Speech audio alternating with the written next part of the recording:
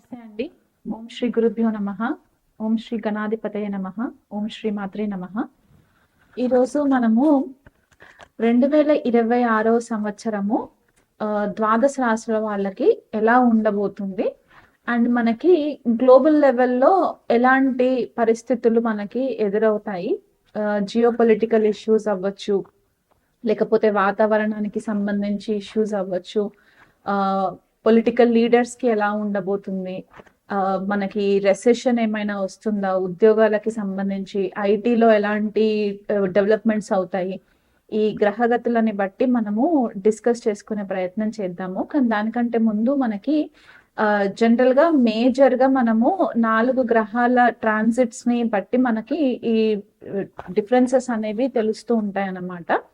So మనకి ఇక్కడ గురువు, శని, రాహు, కేతువుల యొక్క గోచార సంచారం ఎలా ఉండబోతుంది అండ్ 2026 సంవత్సరంలో వచ్చే గ్రహణాల వల్ల మనకి ఎంతవరకు ఇంపాక్ట్ ఉంటుంది, వ్యక్తిగతంగా యాజ్ వెల్ యాజ్ మనకి గ్లోబల్ లెవెల్లో ఎలాంటి చేంజెస్ వస్తాయి అనే విషయం పైన మనము డిస్కస్ చేసుకుందాము.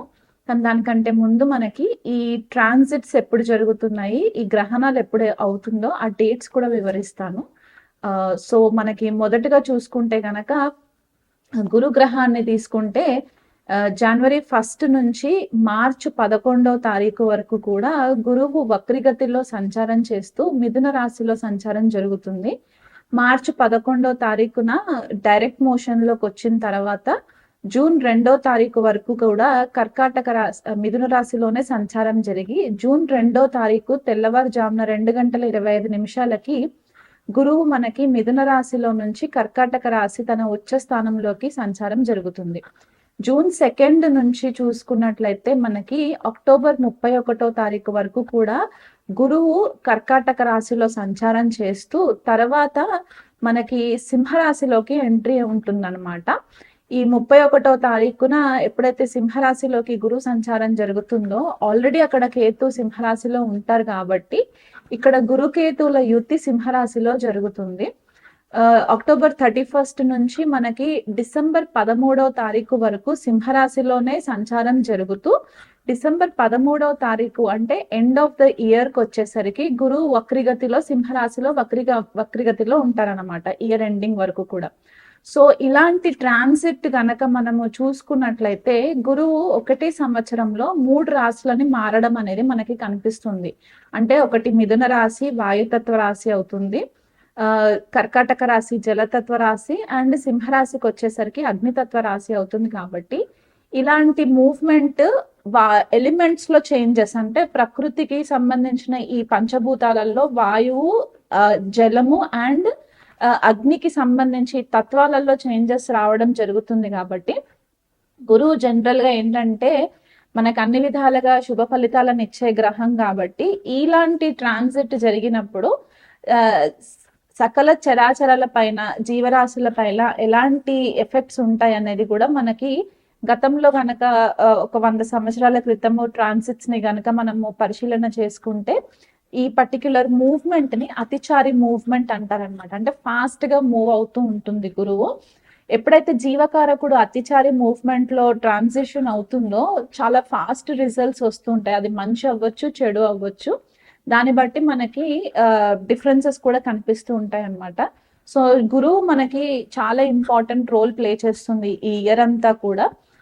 అది కాకుండా మనకి రాహు అండ్ కేతు సంచారం చూసుకున్నట్లయితే ప్రజెంట్ రాహు మనకి శతభిష నక్షత్రంలో కుంభరాశిలో సంచారం జరుగుతూ ఉంటుంది. తర్వాత మధ్యలో ధనిష్ట నక్షత్రంలోకి ట్రాన్సిషన్ అవుతుంది అనమాట రాహుకి వచ్చేసరికి. ఆల్మోస్ట్ మనకి ఆగస్ట్ ఆ టైంకి మనకి ధనిష్ట నక్షత్రంలోకి సంచారం జరుగుతుంది. కేతు కనుక చూసుకున్నట్లయితే ప్రజెంట్ మనకి జనవరి 1 నుంచి మార్చ్ 29 వరకు కూడా పూర్వ ఫాల్గుని నక్షత్రము సింహరాశిలో సంచారం జరుగుతూ తర్వాత కేతు మఖ నక్షత్రంలోకి సంచారం జరుగుతుంది. వృశ్చిక రాశి వాళ్ళకి 2026 రాశి ఫలాలు ఎలా ఉండబోతున్నాయి అనేది చూద్దామండి.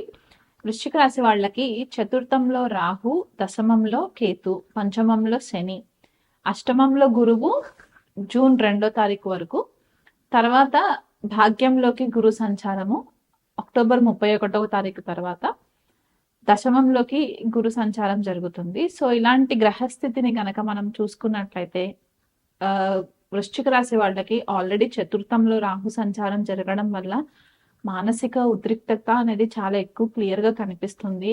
గృహంలో అశాంతి నెలకొనుట, వీళ్ళకి ఏ పని మొదలు పెట్టుకున్నా కూడా ప్రాపర్ గా దైవబలం లేకుండా ఇబ్బందులు ఫేస్ చేయడము. ఎందుకంటే అష్టమంలో కూడా గురువు సంచారం జరుగుతుంది కాబట్టి ఇక్కడ గురుబలం కూడా వృశ్చిక రాశి వాళ్ళకి లేకపోవడము. సో ఈ మానసిక హెల్త్ విషయంలో చాలా ఇబ్బందులు ఫేస్ చేయడము, ఫిజికల్ హెల్త్ లో కూడా ఇబ్బందులు రావడము, ఏ పని మొదలు పెట్టుకున్నా కూడా డిలేస్ అవ్వడము, అండ్ ఆలోచన విధానంలో కూడా చాలా మట్టుకు నెగటివ్ థింకింగ్ అనేది వృశ్చిక రాశి వాళ్ళకి క్లియర్ గా కనిపిస్తుంది. ఎందువల్ల అంటే పంచమ స్థానంలో ఆలోచన స్థానం అని మనం పంచమ స్థానంగా కన్సిడర్ చేస్తాం కాబట్టి అక్కడ శని సంచారం కూడా జరుగుతుంది కాబట్టి చాలా మట్టుకు నెగటివ్ థింకింగ్ ఎక్కువ కనిపిస్తూ ఉందన్నమాట.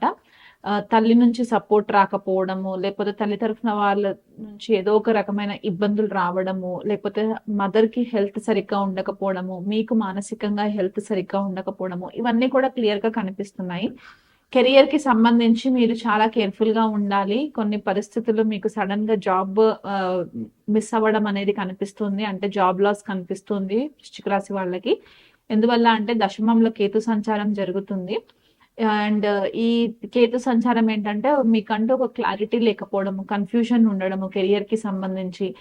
నేను ఉన్న డైరెక్షన్ కరెక్టేనా కాదా, ఇంకేదైనా బెటర్ గా నేను ఏదైనా నేర్చుకోవాలా అనే ఒక ఈ కాన్ఫ్లిక్ట్ చాలా ఇబ్బంది క్రియేట్ చేసేలాగా ఉంటుంది అనమాట. అంటే మీరు ఎక్కువ మటుకు రాహు ఎక్కడైతే ఉంటుందో అక్కడ ఎక్కువ ఫోకస్ అయిపోతుంది కాబట్టి ఆపోజిట్ లో ఉన్న కేతు పైన మీరు ఎక్కువ దృష్టి పెట్టరు అనమాట.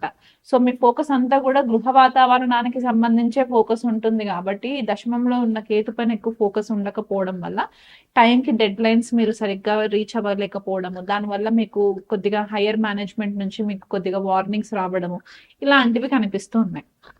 పంచమంలో శని సంచారం కూడా జరుగుతుంది కాబట్టి మీ క్రియేటివిటీ స్కిల్స్ కి సంబంధించి కొద్దిగా ల్యాక్ అవ్వడం అనమాట. అంటే ఇంట్రెస్ట్ లేకపోవడము, ఈ రోజు చేద్దాము రేపు చేద్దాము అనే డిలే చేస్తూ ఉంటారనమాట. సో దానివల్ల కూడా మాకు కొద్దిగా డిస్టర్బెన్సెస్ రావడానికి ఆస్కారం ఉంది కాబట్టి ఈ విషయాలన్నిట్లో కూడా మీరు కొద్దిగా ఇవన్నీ సెల్ఫ్ గా మనము హీల్ చేసుకునే ఈ విషయాలు కాబట్టి అవన్నీ అధిగమించి ఒక ప్రణాళికబద్ధంగా నేను ఈ టైంకి ఇది చేస్తాను అనే ఒక టు డూ లిస్ట్ పెట్టుకున్నట్లయితే కనుక ఈ సంవత్సరం అంతా మీకు కొద్దిగా ఫేవరబుల్ గా ఉంటుంది. సెకండ్ హాఫ్ అంతా కూడా మీకు కొంచెము comparative to first half, second half బాగుంటుంది. ఎందుకంటే గురువు ఎప్పుడైతే అష్టమ స్థానంలో నుంచి భాగ్యస్థానంలోకి సంచారం జరుగుతుందో భాగ్యస్థానం నుంచి శని పైన దృష్టి పడుతుంది కాబట్టి అప్పుడు మీకు కొద్దిపాటిగా వృశ్చిక రాశి వాళ్ళకి మంచి ఫేవరబుల్ రిజల్ట్స్ వస్తాయి. ప్రమోషన్స్ ఏమైనా ఆగిపోయి ఉంటే గనక సెకండ్ హాఫ్ లో ప్రమోషన్స్ రావడానికి ఆస్కారం ఎక్కువ కనిపిస్తుంది. లివర్ కి సంబంధించి, గ్యాస్ట్రిక్ ప్రాబ్లమ్ కి సంబంధించి కొంచెం కేర్ఫుల్ గా ఉండండి. దానివల్ల మీకు ఓవర్ ఈటింగ్ వల్ల ఇబ్బందులు రావడము, రాంగ్ ఫుడ్ తినడం వల్ల ఇబ్బందులు రావడం, హెల్త్ ఇంపాక్ట్ అవ్వడము, ఇవి కనిపిస్తున్నాయి అన్నమాట. వృశ్చిక రాశి వాళ్ళు ఎవరైనా టీనేజ్ స్టూడెంట్స్ ఉండి లేకపోతే హైయర్ ఎడ్యుకేషన్ కోసం ప్లాన్ చేసుకున్న స్టూడెంట్స్ ఉంటే గనక మీకు ఎడ్యుకేషన్ లో కొద్దిపాటిగా ఇంట్రెస్ట్ తగ్గడం అనేది కూడా కనిపిస్తుంది. భార్యాభర్తల మధ్య కొద్దిగా గొడవలు రావడానికి కూడా ఛాన్సెస్ ఎక్కువ కనిపిస్తున్నాయి కాబట్టి ఆ విషయంలో కొద్దిగా కేర్ఫుల్ గా ఉండండి. మనకి చతుర్థ రాహు పంచమ శని నడుస్తుంది కాబట్టి ఈ చతుర్థ రాహు కొద్దిగా ఇబ్బంది క్రియేట్ చేస్తుంది కాబట్టి ప్రతి మంగళవారం రోజు కూడా మీరు సుబ్రహ్మణ్యేశ్వర స్వామి ఆలయం గనక విజిట్ చేసినట్లయి, సుబ్రహ్మణ్యేశ్వర స్వామి కవచం గనక మీరు రెగ్యులర్ గా చదువుకున్నట్లయితే గనక రాహు నుంచి వచ్చే దుష్ప్రభావాల నుంచి బయటపడడానికి ఆస్కారం కనిపిస్తుంది. గురువుకి సంబంధించి గురు పాదుక స్తోత్ర పారాయణం చేసుకోండి. రెగ్యులర్ గా ప్రతి గురువారం రోజు కూడా గోవుకి గ్రాసం తినిపించే ప్రయత్నం చేయండి. శనగలు దానం ఇవ్వండి. అండ్ రాహుకి కేతువుకి ఉలువలు మినుములు దానం చేసుకున్నట్లయితే కూడా మీకు ఈ సంవత్సరము మేజర్ గా హెల్త్ ఇంపాక్ట్ అవ్వకుండా, మేజర్ ఇంకే ఫైనాన్షియల్ లాసెస్ రాకుండా కూడా ఈ దాన ధర్మాలు చేయడం వల్ల మీకు ఇంకా బెటర్ రిజల్ట్స్ ఉంటాయి.